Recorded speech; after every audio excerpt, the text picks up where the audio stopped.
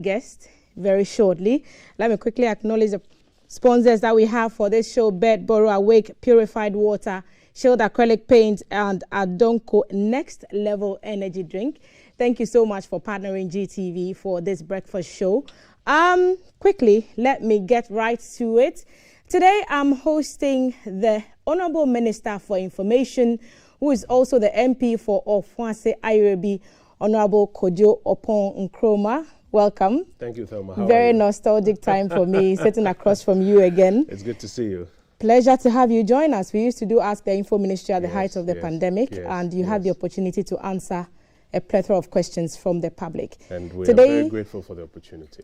We will be grateful to host you again when the next stage of that program takes off. I hear you. Today, we are faced with other important issues confronting the country.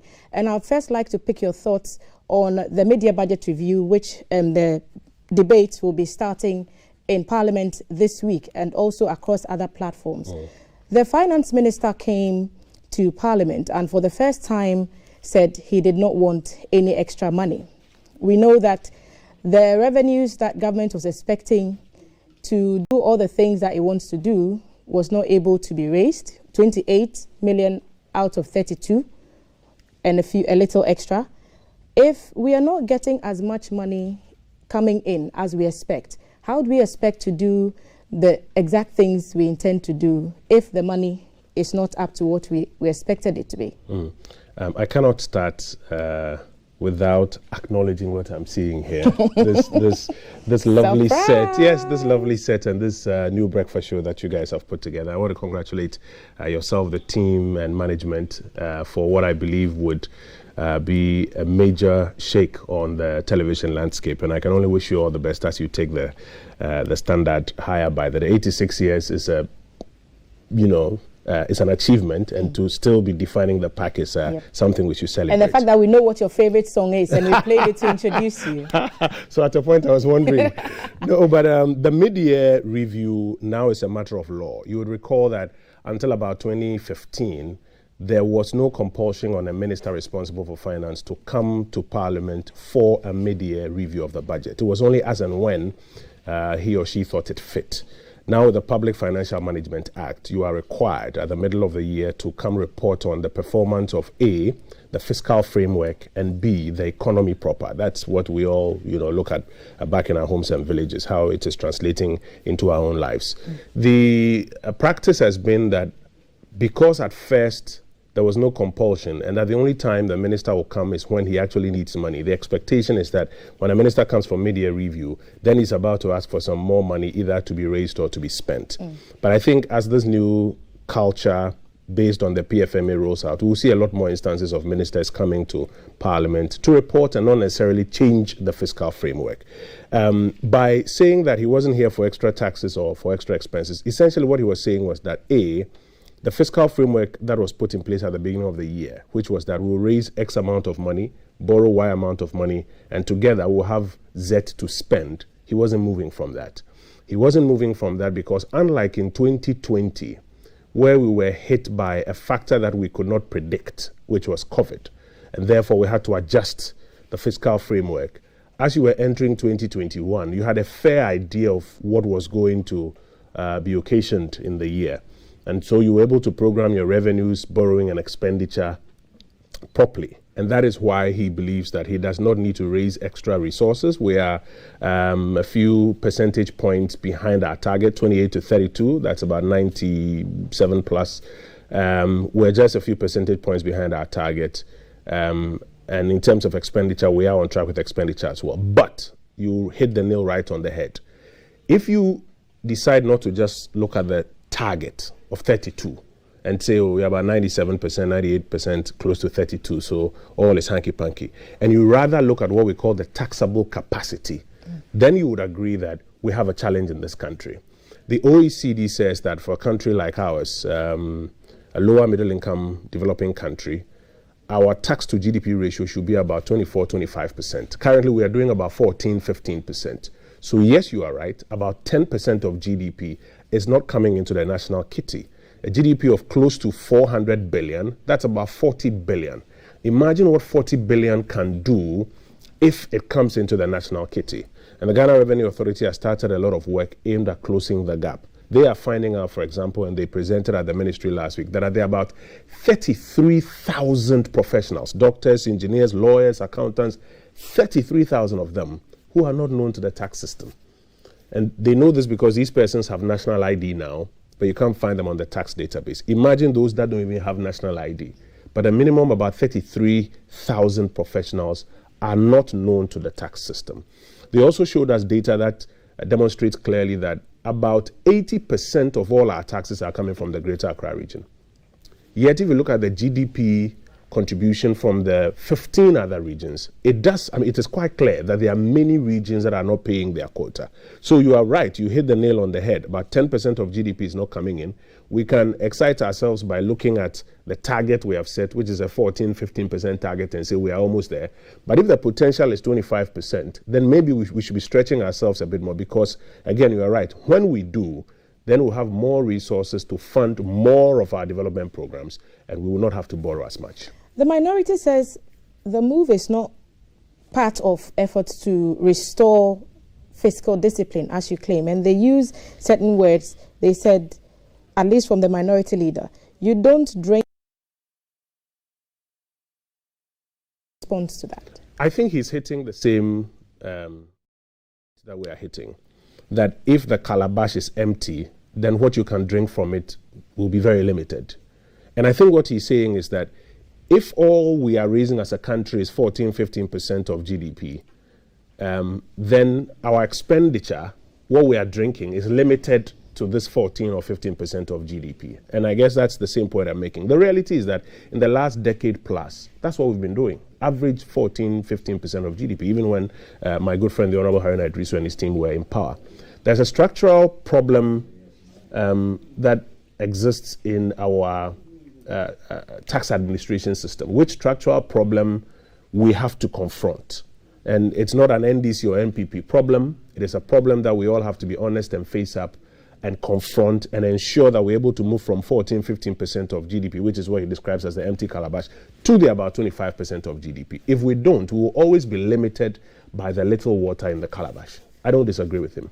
Are you still confident of meeting the revenue target of 72 billion? Yes, we can. If you look at what is left for the second half of the year, we can meet it. But again, I go to the same point. If our target is 15% of GDP, you can meet it, but then it's because you've closed your eyes to another 10% of GDP that is not coming into the kitty.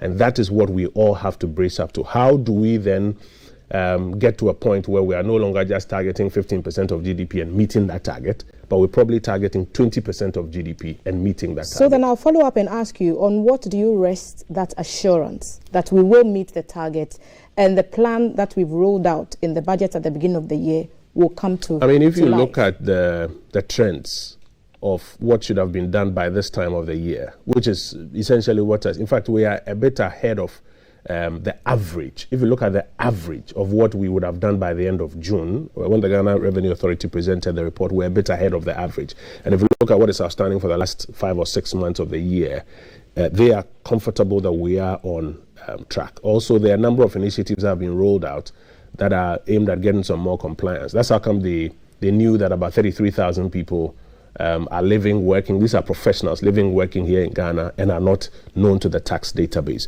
It's because they have matched the national ID database with the GRA database, and now you can quickly see some of these people. It's also because they are running the data and realizing the regions that are not paying their quota and are now stepping out there to engage them some more and ensure that it comes in. If you put all of these together, I will not even be surprised if they do a little better than target this year. But I go back to the fundamental argument. If we set ourselves a target of 15% of GDP and do 15.5, we can clap for ourselves that we've met the target. But as a country, it means that about 40 billion Ghana cedis is hovering around and it's not coming into the national kitty. If we don't get it, we can't hire more doctors, more teachers, pay contractors on time, expand the development program, and that is where we really need to push our attention. I'll come back to what's happening on the labor front, especially in relation to the UTAG strike that has just commenced this morning. But for the ordinary Ghanaian who does not understand the fancy language, budget deficit and fiscal discipline, all they know is at the end of the month, X amount of money is in my pocket or is not in my pocket. True. what should be the indicators for the good economic performance that you're telling us we are getting if we are not seeing an equivalent cash or direct benefit in homes, in pockets, in individual lives? So I always, not just me, I think many economists will reduce what you call the measures of success that are looked at by the ordinary person to about 4 things. One is what we call opportunity. Are you seeing a lot more opportunity being created on a daily basis around you? It does not necessarily mean has everybody gotten opportunity and has everybody been absorbed into the system. But are you seeing a gradual increase or growth in opportunity on a daily basis? And I'll come to explain that. 2, cost of living. Is the cost of living increasing at an alarming rate, or it is probably increasing at a rate that is slowing down? And it's a bit technical, but we have to explain it. Generally, in our parts of the world, the cost of living is benchmarked with inflation. So if you trend over the years, the prices of goods and services every now and then go up a little bit. So a simple argument that first it was 1 cedi and now it's 150 does not hold. The question is, what is the rate at which the cost of living is rising? So if at first it was rising at 15% per annum, and now it is rising at 10% per annum or 9 or 8% per annum, it's not zero. The cost of living has not stayed put, but the rate at which it is rising has slowed down. Another thing that the ordinary person has to look at is jobs. Are there job creating opportunities coming up? Are more and more people on a regular basis getting opportunity to work? It doesn't mean has everybody gotten a job. Again, there are 2 different things, because sometimes when you make this argument, somebody says, well, I have not gotten a job yet, which is fair, it's understandable, or that this person hasn't gotten a job. But it's not the question of is there full or total employment. Is unemployment being reduced? If you reverse it, are more job creating opportunities coming up? And then finally, development. You're looking out to examine around you whether or not you are seeing an improvement in the infrastructure and delivery of services around you. I am of the humble opinion that if you look at these 3 or 4 benchmarks, you can objectively tell that there has been an uptick. They are doing better than they were doing before. They are not necessarily 100%. They are not excellence. I mean, I don't know any country in which all of these things are excellent, 100%. But if you benchmark to where this administration started off to now, you can tell that if you take the cost of living, for example, inflation, which is the benchmark, used to be about 15%. So what it means is that the general prices of goods and services in the economy were going up at about 15% by the end of the year. So, you know, at the beginning, if it was 100 cedis, by the end of the year, it's probably about 115 cedis. Today, the prices are still going up, but they are going up, if I checked well, just about 10%. What it means is that January 100, end of year 110. It doesn't mean the price has stayed stagnant. So if somebody comes and says that I used to be 100, now it's 110, it's true it's 110, but minus the interventions of this administration, it will probably be 115 or a bit more. If you take jobs, I mean, prior to 2016, we had such an economic crisis that there was a freeze on public sector employment. And government was quite honest with us, explained to us that as part of the IMF conditionalities, they could not hire in the public sector. Today, or in the first term of the administration, as was reported by the minister responsible for employment, about 3 million jobs in the public and private sector. Some persons may disagree with some of them. But even if you disagree with them, just this year alone, about 11,000 jobs in the public sector given clearance, 11,800 and something, to be hired. This is apart from, I think, close to about 4,000 in the military that is required to help us deal with the terrorism threats that are coming up. And if you take the military recruitment as an example, you will see that the number of people showing up are obviously more than the number of slots available. That tells you that there are a lot more people who need or want jobs. That's a fair point to make. But compare that to the previous time when there was no opportunity to recruit because of the economic challenges. So just to end my argument, if the ordinary Ghanaian looks at these benchmarks, you will see a gradual improvement. It is not perfect, it's not 100%, not everybody is being catered for, but it is obviously an improvement from the past. The trends, especially on social media, point to a rising incidence of young people, or at least active users of social media, being increasingly more involved in having a voice and having a say on what government does. And recently we've had, for example, Fix the Country and all the requests that they are making, that government needs to provide jobs and fix unemployment. From your submission, it sounds like a lot depends on revenues coming in, but they are not coming in as expected. How do we intend to finally ensure that we plug those holes so that the monies that we want to come in do, and then we put them to the uses that you've mentioned to us? And Tama, that's a solid angle that I'm sure many governments or government spokespersons would like to run away from, because it's not a nice conversation to have. But listen, first of all, I mean, we are clear in our minds that the resurgence of the voices of young people is a good thing. What it means is that a lot more young people are interested in the national development agenda.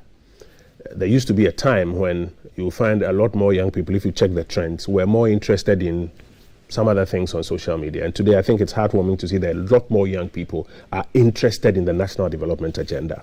We're of the view that the Fix the Country conversation is a conversation that helps us or opens the door to engage. Because there are a lot of things that we are doing, trying to do a lot more of, that requires the participation of the ordinary Ghanaian citizen. And sometimes it's difficult to get the Ghanaian citizen to walk the same page with you. So I'll give you about 3 examples: roads, energy, public services. When you say fix the roads, we think that it is good that this conversation is taking place, because it allows us an opportunity to show you that, first of all, in the first term of the Akufo-Addo administration, we have delivered more kilometrage of roads than any other government in a 4-year term. But second, what we get as funds to fix the roads is totally inadequate. Today we get about 1.2 billion Ghana cedis into the road fund based on the tolling and the measures for raising revenues. 1.2 billion. Interim payment certificates, contractors who have been given contracts by various governments who have worked and have generated certificates, that alone is about 8 billion cedis. Obviously, math will tell you that what we get in on an annual basis is not able to even pay what we have contracted, let alone what you call cost to completion. That is, between what they've done and been issued certificates for, if they do any more work, what it's going to cost to completion. You now ask yourself, even if you paid this whole if you got this whole 1 point something billion and paid a bit of this one, cost of completion is a question. Then there are many other communities that are also asking for roads. My constituency has some roads we're asking for, I'm sure yours, many others. So now if you were to go give a contract out there, how are you going to pay for it? Because if you don't answer all of these questions, you would do the political thing of giving contracts. The contractor will go on the site, dig a bit, start a bit, issue a new IPC. You can't pay for it. He's borrowed from the bank. The banks are collapsing. You now need to go and find a new 30 billion to go and clear them. We have structural problems. Now, here's the thing. Fix the Country now allows us to have a conversation that, okay, so how do we move from 1.2 billion maybe to about 5 billion? What does that mean? Does that mean increasing road tolls? Or does it mean like what the GPITU, etc. are suggesting? Take away all the road tolls and then because their calculation is that I think just about 30% of vehicles pay road tolls. The other 70% also don't pay. And then it adds to the traffic and the nuisance and everything. So their proposal to government is take away the road tolls and let everybody pay about 30 pesos. And I think in so doing you can raise, I think the numbers they showed us was about 4 billion. And then maybe you could borrow against the 4 billion and clear this 8 billion. Get all of these contractors cleared, free up the pressure on the banks, and then you can still have some more money to do new roads. Fix the Country allows us to have this conversation and come to a certain national consensus that what is the best path forward. Because if you don't have this conversation and you come back and you say, okay, I'm going to increase road tolls from 50 pesos to 1 cedi, and then from 1 cedi to X amount, you're going to get so much opposition because the people are not in tune with the whole conversation and are just demanding. So I think it gives us an opportunity to continuously have these conversations and decide the path that we want to tread as a country so that all of these things that we are all talking about can be fixed. I hear the demonstration is coming on, I think, Wednesday or Thursday. Our hope is that the COVID protocols will be respected so that they can also get their message out there without any inhibiting factors, but people will not be harmed as a result. I think we'll come to COVID in a little while, but UTAG, university teachers are on strike. From this morning, I From hear. this morning. Yeah. And they've been on the program. Kafui has spoken to some of their leaders, and the indication is government, from their point of view, has not stuck to its end of the bargain. Why has that happened, and why are we where we are? To be honest with you, I don't have a brief on the latest on the UTAC situation. My understanding is that they've been negotiating with the university authorities and the employment ministry because there's a dollar benchmark that they are looking at. $2,000. Yes, that's some years ago their salary was benchmarked to the dollar, and of course currency depreciation, and so they want a re-escalation back to the dollar.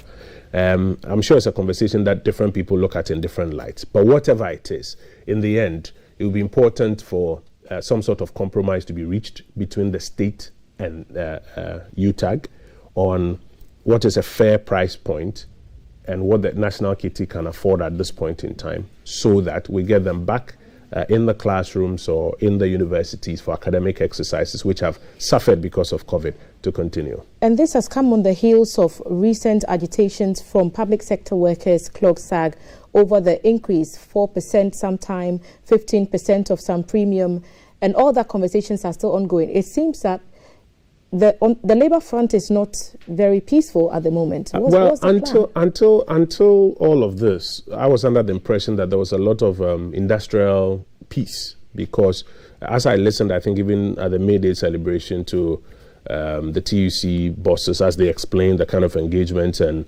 medium-term arrangements they had reached with government, it sounded like there was some industrial peace. I think that these are pockets of disquiet that have come up. And as quickly as possible, I know Ignatius Bafwewa and his team like to engage these things head on. My expectation is that probably within about a week or so, they would have an opportunity to reach the necessary compromises. We must understand that when there are these negotiations, most likely nobody goes home with 100% of what they are looking for. There will be the need to reach some compromise that satisfies both sides. And that's what I think we can look forward to in the shortest possible time. Honourable Minister, COVID, we are being told that we are experiencing a third wave. Yeah. Other countries have even reported fourth waves. Yeah. And the thing that has kept our hopes alive is the vaccination and the anticipation that more of that will come in. Looking at the snag and where we are now with a pause in distribution and arrivals of vaccines, we've been told this week vaccines will arrive, they never do, next week they will arrive. Yeah. Where are we, and how soon do we get back on the vaccination train? We are between a rock and a hard place when it comes to COVID. I recall when we even started the baseline survey on vaccine hesitancy. About 70% or so were not interested in taking the vaccines. And then we had to do a lot of education. You gave us platforms on your network to do a lot of follow-up interviews. There's now a higher interest in taking vaccines. The truth about the vaccine scenario is that it's a global marketplace. It's a global demand and supply market where supply is short. And it's very limited to a few countries that invested in the science in the beginning. And many other countries did not invest in it or did not even have the money to procure. And even if they did, the global supply chain is not able to produce quickly enough to meet the global need. We have about 3 or 4 channels that we are expecting vaccines from. There is what we are hoping to buy ourselves as a country. Then there's the African Union platform, because the AU realized that if you left everything to countries to buy, poor countries may have a difficulty. So you make a request through the African Union platform. And then we are also looking at the COVAX platform. And we were the first country to receive COVAX vaccines at the time when they were able to deliver. And then we're also looking at bilateral arrangements. But the one that has become more contentious is with the Sputnik V. Absolutely. And the abrogation of that contract. Absolutely. How does that affect our drive? And what next for supply to come in? So Sputnik, I think as the health minister explained, was one of the options to buy ourselves. And a company showed up and donated about 10,000 of the Sputnik vials to us and said, I am an authorized dealer, I have access to Sputnik stock, and I can deliver. And the contract that was signed, if I understand it well, essentially was that if you are able to deliver, we will pay on site when it gets to Ghana here. And the person was not able to deliver. And so that contract was abrogated. The matter has been investigated by Parliament. But I think if you understand it as part of the 4 options, you would recognize that if you were a health minister in the midst of a challenge like this, when COVAX is failing, bilaterals are failing, African Union platforms are failing, and you are not getting supply, if somebody comes to your doorstep and says that, here is 10,000, but I can supply more, you most likely, following the right processes, go along with it. But like I said, we are between a rock and a hard place. We have received several commitments of supply, but we don't have supply yet. The only option we have now is to take personal responsibility and personal care for ourselves to ensure that we wear our masks. In fact, the wearing of the mask has been proven to be the most effective curtailer of spread. And I think that what we can all do now, instead of throwing our hands in the air that where are the vaccines, what we can all do now while we wait for the global supply chain to improve is to ensure that all of us mask up. The government of Ghana, in addition to these 4 channels, is also opened a window to see if we can locally fill and cap some already produced vaccines, or we can actually manufacture some of the vaccines here. And the President and the Finance Ministry have made some seed funding available, and they're exploring that as quickly as they can, just like other countries did. But now, what we can do now is mask up to protect ourselves. Honourable Minister, we are having a lot of engagement on our social media platforms. Our Facebook stream is receiving a lot of comments, and a lot of the questions are on employment creation. So the big concern, from what I can just glance through, is on when the figures will increase. So you've spoken about government now willing to open the doors and bring more people in. How soon would we or should we expect those opportunities to be available? So already financial clearance has been given for about 11,000 jobs in the public services before this year is over: education, some of the security agencies, health, etc. And once the financial clearance is given, the various ministries will advertise through, I think, the head of civil service, and then they'll do the applications and aptitude tests, etc. Already the military and some of the other security agencies, because of the nature of the security threats that are just knocking on our doors, has started there. So I'm sure we've seen the thousands of young Ghanaians who are being screened for that. But the government has also rolled out an initiative that is aimed at, in total, pulling in about 1 million jobs between the public and the private sector. Part of that comes from an alternative livelihood program in communities that were affected by the Operation Halt 2. Because you find out that these young men and women want to make a living. They are not armed robbers. They are not, prostitutes. They are people who want to make a living. And they find that there's gold on the land. But unfortunately, the methods they are using are unacceptable. So the state has to clamp down on them. But the state also has a responsibility, after clamping down, to ensure that alternative livelihood options are opened. And so there is that program as well, and then the broader program, which is aimed at stimulating a lot more growth. Because the theory about growth is that when you get increased economic activity in various sectors, it creates more jobs and incomes, and then quality of lives for people. So it has started.